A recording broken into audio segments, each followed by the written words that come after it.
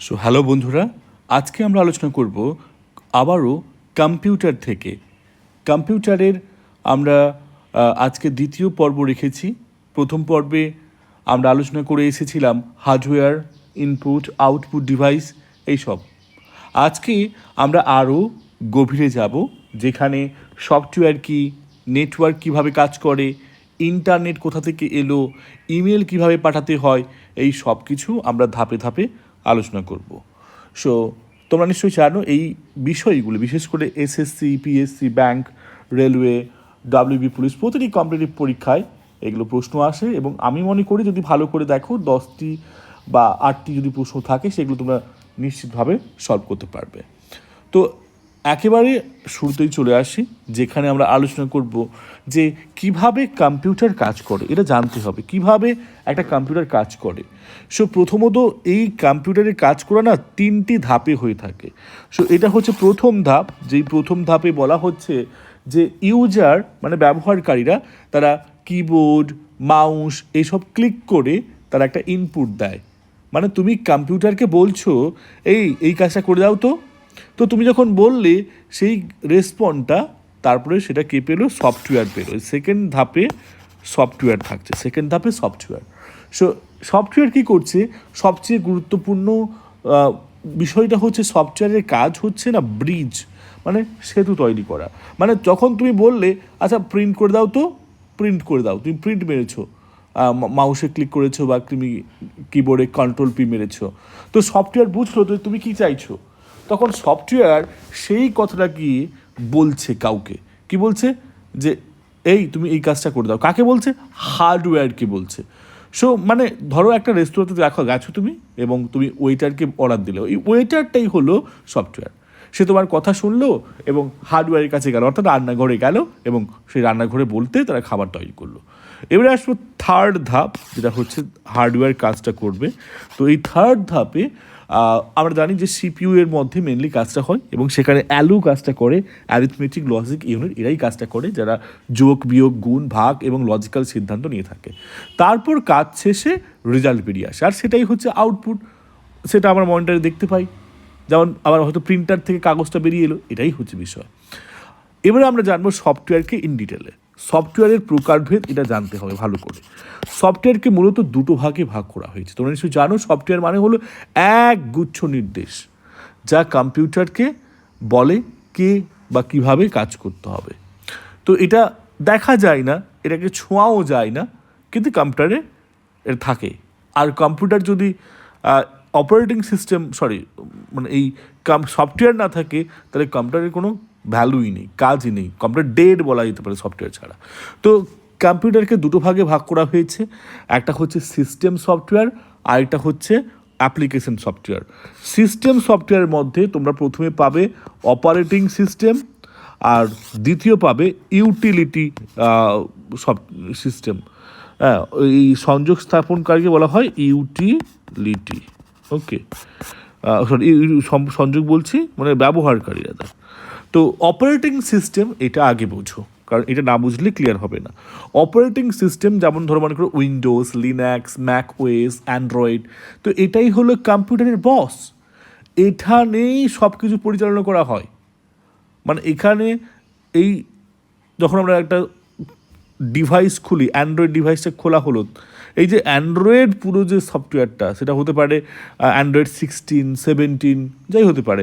আবার ধরো মনে করো ইন্টেলের তোমার বিশেষ করে অপারেটিং সিস্টেম হচ্ছে উইন্ডোজ রাখা যেতে পারে। তো উইন্ডোজে জাস্ট রাইট নাও ধরো উইন্ডোজ 2010, উইন্ডোজ 7, এরকম 2014 এরকম থাকে উইন্ডোজ।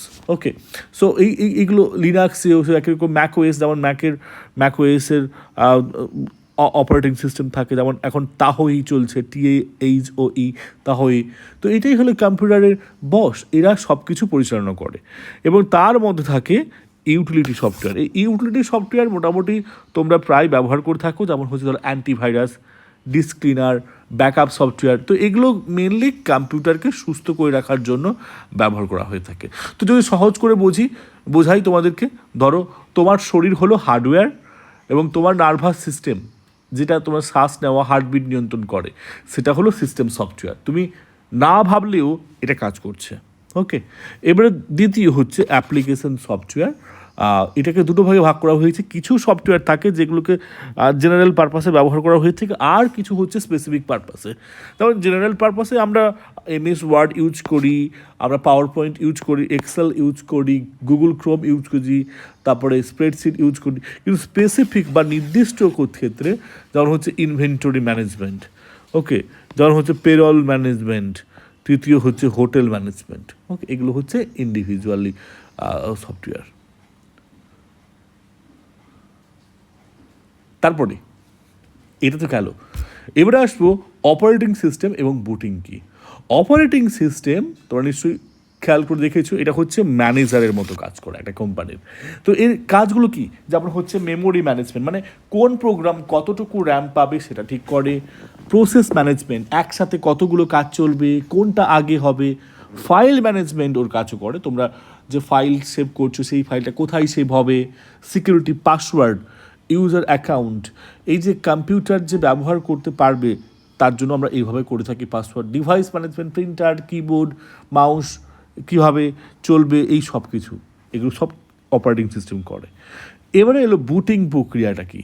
মানে বুটিং প্রক্রিয়াকে সহজ করে যদি বলি, কম্পিউটার কিভাবে চলছে বা শুরু হচ্ছে, এটাই হচ্ছে বড় কথা।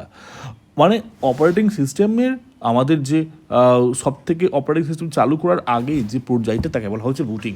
মানে কম্পিউটারে যখন আমরা পাওয়ার বাটন আমরা প্রেস করি, ওকে, তো পাওয়ার বাটন প্রেস করলে দেখবে একসাথে সব চালু হয়ে যায়। তো একটা নির্দিষ্ট প্রক্রিয়া নিশ্চয়ই হয়। তো প্রথমে যে এই যে চালু হলো, প্রেস করার পরে এই যে চালু হওয়াটাকে বলা হয় পিওএসটি, মানে পাওয়ার অন সেল পোস্ট। মানে কম্পিউটার প্রথমে নিজেকে চেক করে সব হার্ডওয়্যার ঠিকঠাক আছে কি না, র্যাম আছে কি না, হার্ডওয়্যার হিসেবে কিবোর্ড আছে কি না, এবং তারপরে মাউস আছে কি না, এই সব কিছু দেখে ওকে করে এগিয়ে যায়। তারপরে বুট লোডিং হয়, যেমন বুট লোডার যেমন কোথায় হয়, বুট লোডিং কোথায় হয়, হার্ড ডিস্কে আছে। হার্ড ডিস্কে বা এসএসডিতে থাকা সেই বুট প্রোগ্রাম ধীরে ধীরে চলতে থাকে।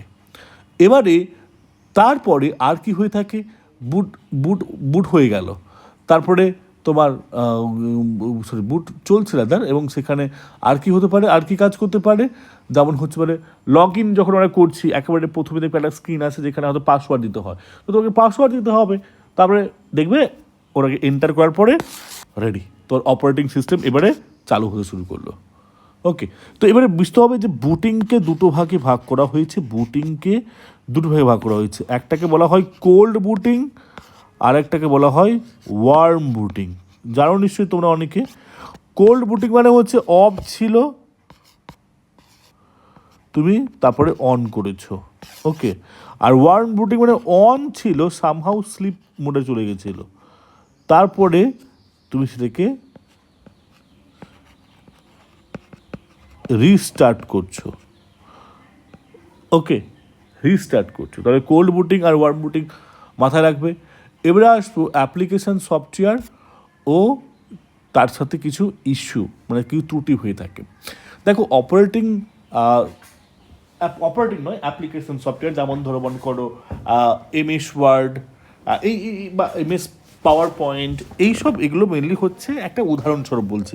তো মনে করো এমএস ওয়ার্ড, তো এখানে ফন্ট স্টাইল কি হবে, ফন্ট সাইজ কি হবে, বোল্ড হবে না ইটালিক হবে, নর্মাল হবে না, লেআউট, যেমন মনে করো পেজ মার্জিন, লাইন স্পেসিং, এগুলো সব এখানে মেনলি জানতে হবে এই অ্যাপ্লিকেশন সফটওয়্যারকে চালাতে গেলে। এবারে আসবো, এখানে এক বিশেষ ধরনের সমস্যা হয়, তাকে বলা হয় বাগ মানে হলো সফটওয়্যারের ভুল বা ত্রুটি বা ইরর। তো এর একটা মজার এটা ইতিহাস আছে। 1947 সালে, জানো তো, এই 1947 সালে আমেরিকার একটি কম্পিউটার সত্যিকারের একটা পোকার মথ ঢুকে গেছিলো, MOTH। তো ঢুকে গিয়ে সার্কিট জ্যাম করে দিয়েছিল। তো তখন থেকেই সফটওয়্যারের ভুলকে বলা হতো বাগ। আর এই বাগটাকে ঠিক করারকে বলা হতো ডিবাগিং, ওকে। এবারে চলে আসবো সফটওয়্যার পাইরেসি মানে কি, মানে কারোর তৈরি করা সফটওয়্যার তুমি তার অনুমতি ছাড়া কপি করে ব্যবহার করছো। তো এটা সম্পূর্ণ বেআইনি, কারণ সফটওয়্যার তৈরি করতে গেলে অনেক পরিশ্রম লাগে, অনেক অর্থ লাগে, আর কেউ যদি না কিনে কপি করে ব্যবহার করে সেটা চুরি। তো উদাহরণস্বরূপ বলা যেতে পারে উইন্ডোজের ক্র্যাকড ভার্সন অনেকে ব্যবহার করে, তাকে বা সেটাকে সফটওয়্যার পাইরেসি বলে। এবারে চলে আসবো নেটওয়ার্কিংয়ের দুনিয়ায়। সো নেটওয়ার্ক মানেটা কি? নেটওয়ার্ক মানে হলো দুই বা তার বেশি কম্পিউটার যখন একে অপরের সাথে কানেক্টেড থাকে এবং ইনফরমেশন শেয়ার করতে থাকে, তো সেটাই হলো ইন্টারনেট। তো দেখো, ইন্টারনেট না মূলত দুটো টাইপের হয়ে থাকে, একটা হচ্ছে ট্রাস্টেড, আরেকটা হচ্ছে আনট্রাস্টেড। তো এই ট্রাস্টেড কোনগুলো? যেমন তোমার বাড়ির ওয়াইফাই, তোমার অফিসের ল্যান, এগুলো না ট্রাস্টেড, কারণ তুমি জানো কারা কানেক্টেড। আর আনট্রাস্টেড কোথায়? যেমন ধরো রাস্তার ওয়াইফাই, যেমন এয়ারপোর্টের ওপেন নেটওয়ার্ক, এগুলো না আনট্রাস্টেড, কারণ যে কেউ কানেক্টেড থাকতে পারে। এদের মধ্যে কেউ হ্যাকারও হতে পারে, তোমার ওটাকে হ্যাক করে নিতে পারে। এখানে আসে ফায়ারওয়াল। ফায়ারওয়ালের কাজ হলো রক্ষা কবচ করা। কাকে? এই ট্রাস্টেড এবং আনট্রাস্টেডের মাঝখানে থাকে, ক্ষতিকর ডেটা কম্পিউটারকে আসতে দিতে যায় না। এবারে আরও কিছু বিশেষ বিশেষ নেটওয়ার্ক যন্ত্র থাকে। তো সেই ক্ষেত্রে আমাদের জানতে হবে ইন্টেলিজেন্ট টার্মিনাল এবং প্যারালেল টার্মিনাল। ইন্টেলিজেন্ট টার্মিনাল কি? একটি অ্যাডভান্স টার্মিনাল যা নিজেই কিছু প্রসেসিং করতে পারে। প্যারালেল পোর্ট হচ্ছে পুরনো আমলের একটা কানেকশন পোর্ট, এখন যেটা কম ব্যবহার করা হয়, যেমন যেখানে প্রিন্টার কানেক্ট করতে ব্যবহার করা হয়, মনিটর ব্যবহার করতে ব্যবহার করা হয়। তো এগুলো হচ্ছে, আমরা বলতে পারি যে কি বললাম, ইন্টেলিজেন্ট টার্মিনাল। ইন্টেলিজেন্ট টার্মিনালটা হচ্ছে অ্যাডভান্সড, আর প্যারালেল টার্মিনালটা হচ্ছে অ্যানসিয়েন্ট, এটা হচ্ছে প্রাচীন, বহু আগের। ওকে, এখানে আরও থাকে ফ্যাট বক্স, থিন ক্লায়েন্ট, এগুলো থাকে। ফ্যাট মানে হচ্ছে নিজের প্রসেসিং পাওয়ার আছে, আর থিন মানে হচ্ছে থিন ক্লায়েন্ট মানে যে সার্ভার এর উপর নির্ভরশীল। এবারে আসবো মডেম। এটি কি? তো এখানে একটা বুঝতে হবে বিষয়টাকে, যে ইন্টারনেটের ডেটা আসলে কিভাবে এক জায়গা থেকে অন্য জায়গায় যায়, এর জন্য আসে মোডেম। এই মোডেম বা মডিউলার প্লাস ডিমডিউলার, মানে দুটো শব্দ থেকে এসছে, মডিউলার প্লাস ডিমডিউলার। তো এই কথাটি এসছে কোত্থেকে? মডিউলার, MODULATOR, মডিউলেটর এক, প্লাস হচ্ছে ডি মডিউলেটর। তো এই দুটো সংমিশ্রণে আসছে আমাদের মোডেম। ওকে, মোডেম তৈরি হচ্ছে। তো এবার সমস্যাটা কি? দেখো, কম্পিউটার তো বোঝে ডিজিটাল সিগন্যাল, মানে কি ওই বাইনারি ডিজিট 0 আর 1, কিন্তু পুরনো টেলিফোন লাইন বহন করতে পারতো শুধু অ্যানালগ সিগন্যাল, মানে তরঙ্গের মতো সিগন্যাল। এই দুটো আলাদা ভাষার মধ্যে অনুবাদকের দরকার ছিল, তাই এলো মডেম। এবার আসবো কীভাবে এরা কাজ করে। মডিউলেটর মানে এই মডেমের মধ্যে থাকা প্রথমে যে এই মডিউলেটর বলছে, তোমার কম্পিউটারে কি হয়, তোমার কম্পিউটার যে তুমি চালাও, তোমার কম্পিউটারের ডিজিটাল সিগন্যালটাকে অ্যানালগ সিগন্যালে রূপান্তর করে এবং তারপর টেলিফোন বার্তা পাঠায়। আর ডিমডিউলেটর কি করে? অন্য প্রান্তে অ্যানালগ সিগন্যালটাকে ডিজিটাল সিগন্যালে ফিরিয়ে দেয়, যাতে কম্পিউটার বোঝে। তো সহজ করে বোঝায়, ধরো তুমি বাংলায় কথা বলো, ওকে, তোমার বন্ধু শুধু ইংরেজি বোঝে, তো একজন দোভাষী মাঝখানে থেকে অনুবাদ করে দিচ্ছে। তো মোডেমের হলো এই প্রফেশন, অর্থাৎ এই দোভাষী যে বুঝিয়ে দেয়। এরপরে নেটওয়ার্কের আকার। নেটওয়ার্কের আকার বা স্কেল অফ নেটওয়ার্ক। তো নেটওয়ার্কের আকার ছোট থেকে বড় হয়। একটু ভেবে দেখো, তোমরা মোবাইলের ব্লুটুথ কত দূর যায়, হ্যাঁ, ইন্টারনেট আবার কত দূর যায়, এগুলো। তো বিষয় আসি প্রথমে ব্লুটুথ। সব থেকে ছোট হচ্ছে এই ব্লুটুথ। ওকে, এখানে পার্সোনাল নেটওয়ার্ক থাকে, তো দূরত্ব মাত্র কয়েক মিটার, সাধারণত 10 মিটার পর্যন্ত হয়ে থাকে। তো ওয়্যারলেস ইয়ারফোন কানেক্ট করা, হ্যাঁ, আর কি ফোন থেকে ল্যাপটপে ফাইল পাঠানো, এগুলো সব হয়ে থাকে। সো এবার আসো দ্বিতীয়, ল্যান, লোকাল এরিয়া নেটওয়ার্ক। একটি ভবন বা ক্যাম্পাস, এটি কয়েকশো মিটারের মধ্যে কাজ করে। মূলত কম্পিউটারের ল্যাব, স্কুলে, অফিসের সব কম্পিউটার একসাথে কানেক্টেড, এইসব ক্ষেত্রে হয়ে থাকে।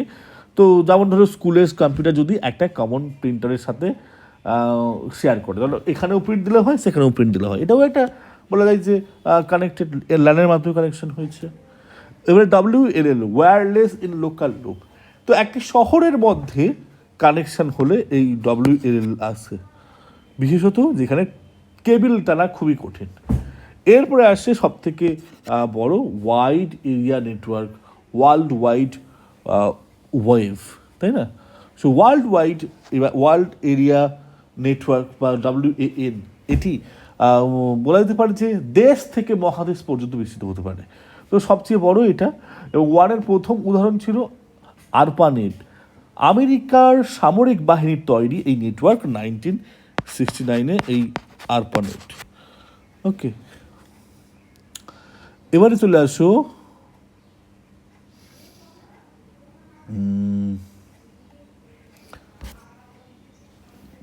ইন্টারনেটের জন্ম, ফাউন্ডেশন অফ ইন্টারনেট। ইন্টারনেটের জন্ম কথা ভালো করে শুনি। তো একটু আগে বললাম না আরপানেট, এই আরপানেটই 1969 সালে আমেরিকান ডিপার্টমেন্ট অফ ডিফেন্স এর প্রজেক্ট শুরু হয় আরপানেট।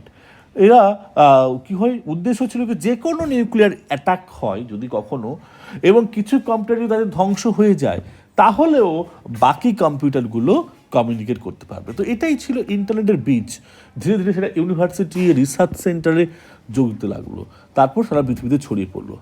তাহলে এবারে ইন্টারনেটটা কি? ইন্টারনেট মানে হচ্ছে network of networks. This is the important line, network of networks.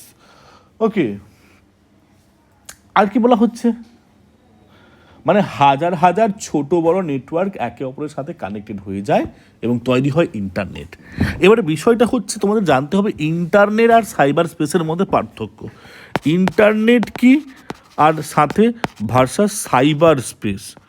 Cyber space, এই দুটো পার্থক্য কি? ইন্টারনেট হচ্ছে যেগুলো হচ্ছে ফিজিক্যাল কেবল, যেগুলো দেখতে পাও, সার্ভার্স রাউটার্স দিয়ে তৈরি নেটওয়ার্ক। আর সাইবার স্পেস মানে হচ্ছে ইন্টারনেটে যে ডিজিটাল দুনিয়া তৈরি হয় সেটাকে বলা হয় সাইবার স্পেস। এটা একটা ভার্চুয়াল ওয়ার্ল্ড। তারপরে যদি আমরা দেখি বিশেষ করে,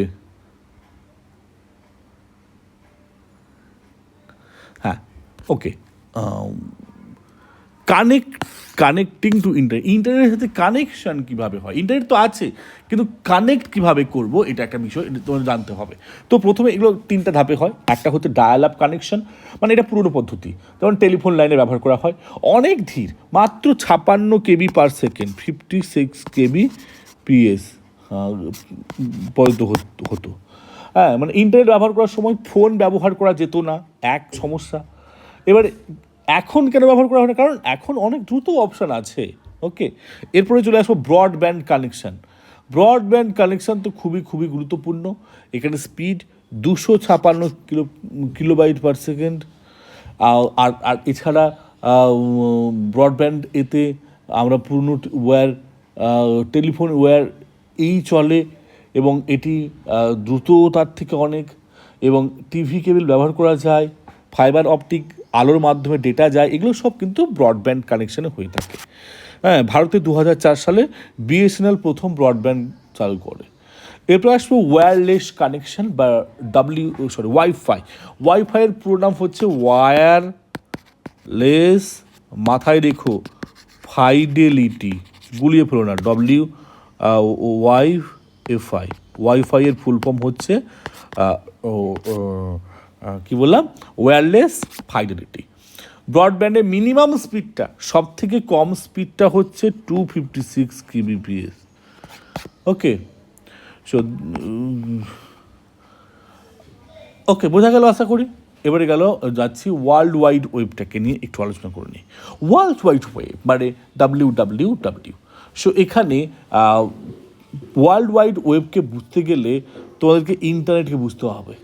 সো ইন্টারনেট মানে ফিজিক্যাল নেটওয়ার্ক, যেখানে কেবল থাকে, সার্ভার্স থাকে, রাউটার্স থাকে। ওয়ার্ল্ড ওয়াইড ওয়েবে কী থাকে? ইন্টারনেটের উপর দিয়ে চলে একটা সার্ভিস। এখানে ওয়েব পেজেস দেখা যায় না, ওয়েব এর বিল্ডিং ব্লকস।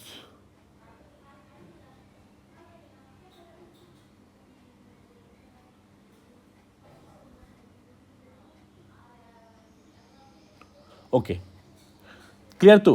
মানে ইন্টারনেট হচ্ছে ফিজিক্যাল, আর ইন্টারনেট উপর দিয়ে চলে এমন একটা সার্ভিস যেখানে ওয়েব পেজ দেখা যায়।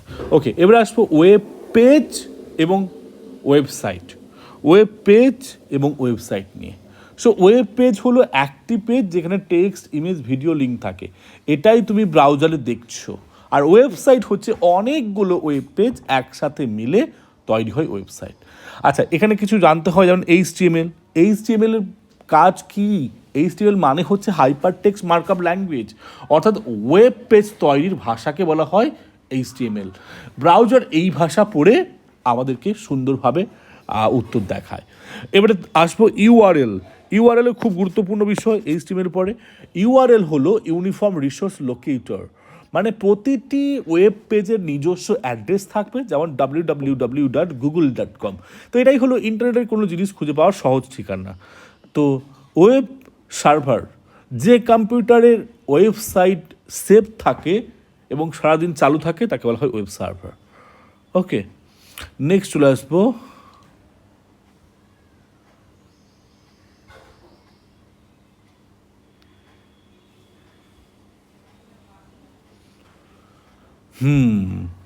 গেল, এবারে গেল ওয়েব সার্ভার গেল না। এবারে চলে আসবো মূলত এবারে সার্চ ইঞ্জিনে চলে আসি। সার্চ ইঞ্জিন, তো এখানে এখানে ব্রাউজার বনাম সার্চ ইঞ্জিন এটাকে নিয়ে আলোচনা করছে। দেখো একটু ক্লিয়ারলি বলে দিই, ওয়েব ব্রাউজারে যেখানে ওয়েব পেজ দেখানো মানে ইন্টারনেট এ কন্টেন্ট ডিসপ্লে করা। উদাহরণ যেমন মনে করো Netscape, internet explorer, Firefox, Google Chrome, এগুলো সব হচ্ছে ওয়েব ব্রাউজার, এগুলোর মাধ্যমে আমরা কোনো কিছু ব্রাউজ করি। সার্চ ইঞ্জিন এটা কিন্তু আলাদা, ইন্টারনেটের অসংখ্য ওয়েবসাইটের মধ্যে তুমি যা খুঁজছো বা খুঁজে দিচ্ছ। তো এগুলো যেমন গুগল, তারপরে ইয়াহু, বিং, ডাক ডাক গো, এগুলো। সো আর্টিকেল প্রথম সার্চ ইঞ্জিন। আর্চি আর্চি আর্চি হচ্ছে তাহলে কী হলো, প্রথম সার্চ ইঞ্জিন, মাথায় রাখো কিন্তু। আর্চি হচ্ছে বিশ্বের প্রথম সার্চ ইঞ্জিন। ওকে, মাথায় রাখবে এটা, ক্লিয়ার? চলো এবারে চলে যাই যে ইমেল আমরা সবাই ব্যবহার করি, কিন্তু এই ইমেলের স্ট্রাকচার কতজন জানি, এটা কিন্তু বড় একটা বিষয়। তো ইমেল অ্যাড্রেসের গঠন, প্রথমে থাকে ইউজার আইডি, তারপরে থাকে @, তারপরে থাকে server.com। তো ইউজার আইড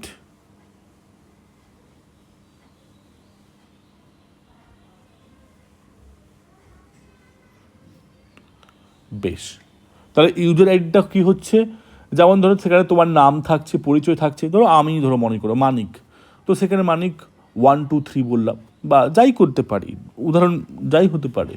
হ্যাঁ, যেমন ধরো টার্গেট গভ জব সামথিং ইয়ার দিয়ে দিলাম, হলো। তো এবারে তারপর থেকে অ্যাট দ্য সাইন, এরা মাঝখানে থাকে ইউজার আইডি এবং সার্ভারকে আলাদা করে থাকে। আচ্ছা, এই ছাড়া কিন্তু মাথায় রেখো কিন্তু ইমেল অ্যাড্রেস সম্ভব নয়। সার্ভারের নাম, তারপরে শেষে থাকে সার্ভারের নাম, এই যে এটা কি সার্ভারের নাম, কোনো ইমেল কোন ইমেল সার্ভিস ব্যবহার করছেন। আমাদের তো মানে মনে হয় যে ম্যাক্সিমামটাই আমরা কি বলবো, জিমেলটাকেই বেশি ব্যবহার করি। তো এই সার্ভার হিসাবে gmail.com, yahoo.com অনেকে রয়েছে। সো ইউজার আইডি কীরকম হয় আর এটা হয় আশা করি বুঝতে পেরেছ। এবারে ইমেলের যদি ইতিহাস দেখি, ইমেল 1971 সালে রে টমলিনসন প্রথম ইমেল পাঠান। ওকে, সো এই ইমেল পাঠান, তিনি এই ইমেলে চিহ্ন ব্যবহার করে আইডিয়া দিয়েছিলেন। ওকে, এবারে চলে আসবো আমরা সরাসরি সাইবার শব্দকোষে। ইতিমধ্যে জিজ্ঞাসা থাকে, যেমন ধরো স্প্যামটাও বললাম না, স্প্যাম, হ্যাঁ হ্যাঁ, এই স্প্যামটা নিয়ে বলা উচিত ছিল। স্প্যাম মানে হচ্ছে অযাচিত বা বিরক্তিকর ইমেল, যেগুলো আমরা চাই না তবু আমাদের কাছে চলে আসে। কেন স্প্যাম বলে? একটা পুরনো ব্রিটিশ কমেডি শোতে স্প্যাম, একটা ক্যান্ড মিট নিয়ে অতিরিক্ত হইচই করা হতো, তো সেই থেকে এখান থেকে স্প্যাম কথাটা চলে এসছে। তো ইমেলে প্রথম কী ব্যবহার করেছেন মাথায় রাখবে, রে টমলিনসন। ক্লিয়ার? এবারে চলে আসো পরবর্তী স্লাইডে, পরবর্তী অংশে, যেখানে সাইবার কিছু মানে শব্দকোষ দেখব বা লেক্সিকন দেখব, ফ্ল্যাশ কার্ড দেখব। তো কোনো ওয়েবসাইটে ঢুকলে সবার আগে যে পেজ দেখায় তাকে আমরা কি বলি? হোম পেজ বলি। হ্যাঁ, এবারে সেখানে থাকে হাইপার লিঙ্ক, মানে ওয়েব পেজের একটি বিশেষ শব্দ বা বিশেষ লিঙ্ক যা ক্লিক করলে অন্য পেজে যাওয়া হয়।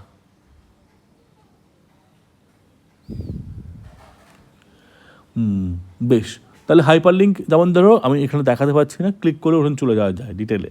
তো সহজ ধরুন ইন্ডেক্সে পৃষ্ঠা 45 এরকম করে যাওয়া যেতে পারে। বুকমার্ক, এটাও কিন্তু গুরুত্বপূর্ণ জিনিস। বুকমার্ক হলো পছন্দের ওয়েবসাইটকে সেভ করে রাখা, যাতে করে সহজে খোঁজা যায়। এবারে আসবো ডাউনলোড, ইন্টারনেট থেকে নিজের ডিভাইসে ডাউনলোড করে বা ফাইলকে নামানো। তারপরে পাসওয়ার্ড, অ্যাকাউন্ট এবং সিকিউরিটিকে রক্ষা করার জন্য একটা বিশেষ পদক্ষেপ। ওকে, পাসওয়ার্ড দেওয়া হয়ে থাকে মেনলিও। তারপরে ভালো পাসওয়ার্ডের নিয়ম কমপক্ষে 8টি হতে হবে, বড় হাতি ছোট হাতি।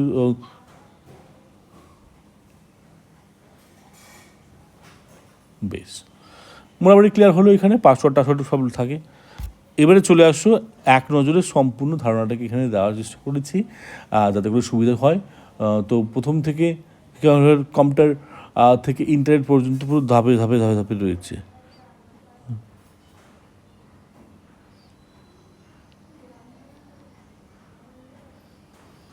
বেশ, হ্যাঁ একটু দেখে নাও। হ্যাঁ, এগুলো তো প্রথমে হার্ডওয়্যার, কিবোর্ড, তারপরে operating system, Chrome browser, modem, এগুলো তো দেখলাম আমরা। বেশ, তো মোটামুটি আজকের আলোচনা বুঝতে পেরেছো আশা করি। হ্যাঁ, জাস্ট সেকেন্ড। ওকে, ঠিক আছে, তোমরা ভালো করে বুঝো, পড়াশোনা করে এগুলো।